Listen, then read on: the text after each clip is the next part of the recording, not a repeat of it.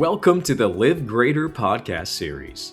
Information for a healthier you from the University of Maryland Medical System. I'm Nolan Alexander, and today I'm here with Dr. Jennifer Baima from the University of Maryland Medical System. We'll be exploring a vital topic, how exercise can help during and after cancer treatment. Dr. Baima, thanks for joining us once again. How are you today? Great. Thanks for having me here. It's certainly our pleasure. And to start, how can cancer treatment affect the body, including strength, energy, and even bone health?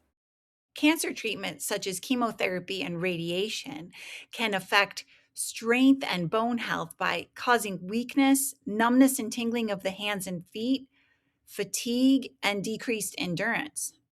So, why specifically can exercise be helpful for people during cancer treatment and in recovery afterward? Well, it's kind of counterintuitive, but we actually treat cancer related fatigue with exercise. I know that's surprising for a lot of people to hear. You're tired, you should move more. But what happens, cancer related fatigue is not the typical fatigue we think of when we have a tough day at work. This is a total body metabolic process that's very different. And we know when we study people at the cell level that it responds to exercise. So, although it can be very difficult to get started, and we have to tailor the timing to your individual needs, it can often be very helpful for cancer related fatigue. How it's helpful for numbness and weakness is often improving the delivery of chemotherapy or radiation, or improving the tolerance so you can last longer in those sessions and get more of the life saving treatment that you need. And that's what makes it work better. Certainly, I wouldn't recommend exercise without your chemotherapy or radiation. It's just one of those nice enhancements that if you can tolerate it at a time that's appropriate for you, it can make the difference in getting better sleep, which will make overall less fatigue, having more energy, and having greater strength, which protects not only your muscles, but your bones. And yeah, I am curious about the benefits of this. What have you seen to be some of the biggest benefits patients may notice when they stay active during and after treatment? I would say fatigue is probably the biggest just because that's one of our hardest to treat.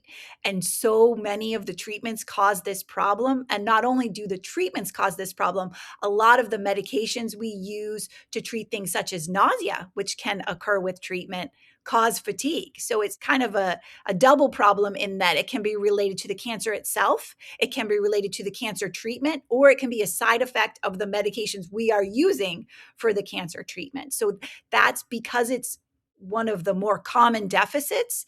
It's probably a greater area of change. The difficult part comes when sometimes patients are just too tired to exercise. So finding the cause of that, is that something that's going to change? Do they have a treatment cycle that we can work with? When is the beginning and end date? When is the preferable time? Are they what we call a lark, an early morning person, or an owl, a night person? And how can we find a way to maximize their personal circadian rhythms to help them use exercise to improve that? Exercise can also be helpful for pain. It can also be helpful to prevent falls. Dr. Baymet, it really seems like there is a strong personal touch and time, listening, and patience with patients, right? And it's not just a cookie cutter program, so to speak. You've heard me speak before about things like osteoarthritis and osteoporosis, and we do always tailor our programs to the patient. But I would say it's pretty easy for me to come up with a cookie cutter knee osteoarthritis program. It's very difficult for me to come up with a cookie cutter cancer program, because not only is everyone's cancer journey different, everyone's type and location and the aggressiveness, or what we'd refer to in medical terms as the stage of cancer, is different. So we look at a couple things. Where is the cancer in your body? What are the treatments that are going to be used? And how bad is it?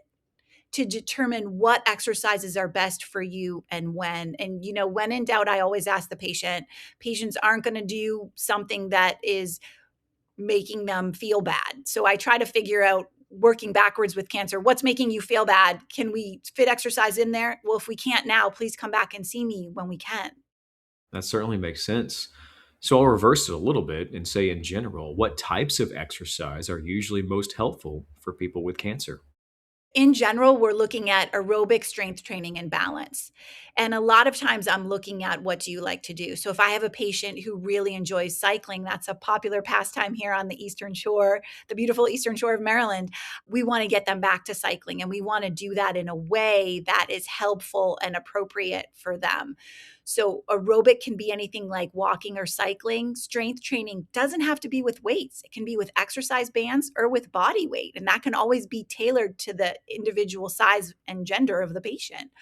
And then with balance exercises, it could be as simple as standing on one foot while brushing your teeth, or as complicated as getting a patient back to yoga. Maybe they need to wear a mask. Maybe they need private lessons. How can we connect them with that exercise they used to enjoy during a time when they may be having immunosuppression, which is trouble with their immune system related to their cancer treatments?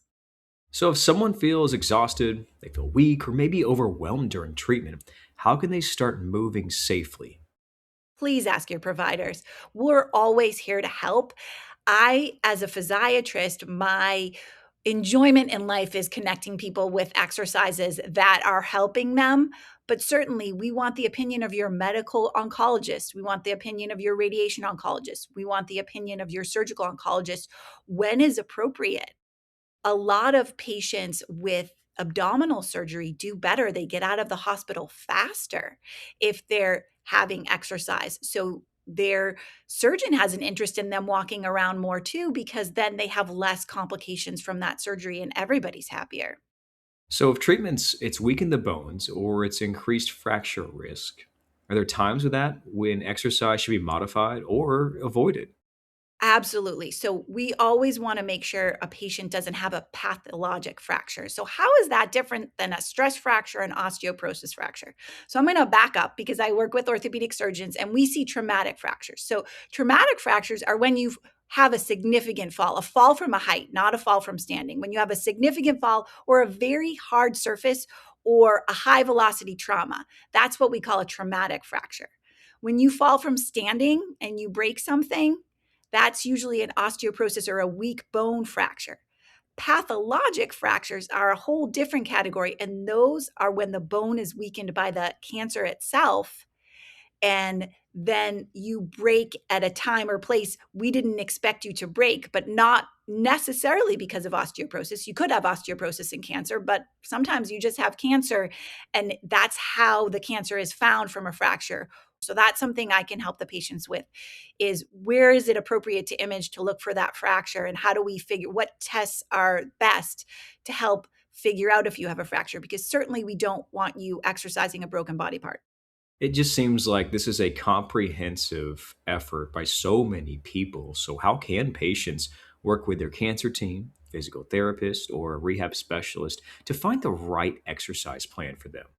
The first step is just asking, and I know the biggest question is how long this is gonna take and how long will I survive with cancer? So, once those questions have been answered and a plan is in place, or maybe you're still waiting for that plan and you're waiting for testing, please ask us. Ask all of your providers, and if you don't know, please say, I'd like to see Dr. Baima because I'm happy to ask those questions for you if you need me to advocate for you. My prior research area was in prehabilitation, which is using exercise before an event such as a surgery, chemotherapy, or radiation to improve outcomes after. So one of the things I love about that, not only because I'm a lark and an early morning person and I like to be prepared, chance favors the prepared, Louis Pasteur said that, but also there is often a time period between this biopsy where you're told you have something bad and the final test where you're told this is what we're going to do about your something bad.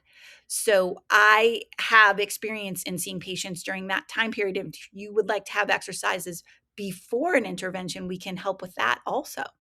And to wrap it up here, Dr. Bama, what is one message you want listeners to remember about exercise during and after cancer treatment? We can always find something that's going to be helpful for you. And if you can't do it now, we will find a time and a place and a type of exercise that is best for you. Dr. Bama, thank you once again so much for your time and your insight today. We truly appreciate it. Thanks for having me.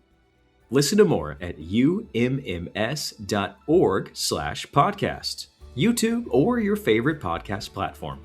Thank you for listening to Live Greater, a health and wellness podcast brought to you by the University of Maryland Medical System.